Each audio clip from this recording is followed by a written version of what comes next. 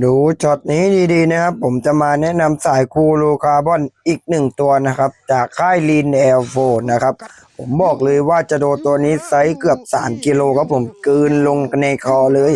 สายคูโลคาร์บอนของลีนแอลโฟผมรับประกันเลยว่าเหนียวแน่นอนใครกดก็สั่งได้เลยนะผมบอกเลยรับประกันเลยครับเหนียวขนาดจะโด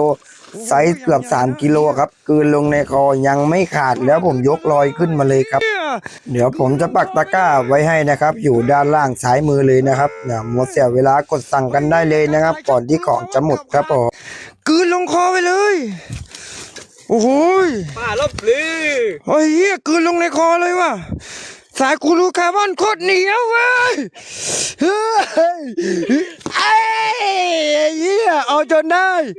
กลืนลงในคอเลยถ่ายรูปครับเฮ้ยเอาจนได้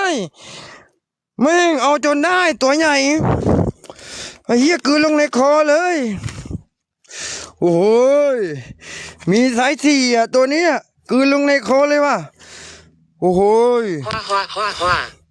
ยิบอยู่ลาวตัวนึงโอ้ขึ้นมาแค่ทีไม่เชี่ยไม่ทำที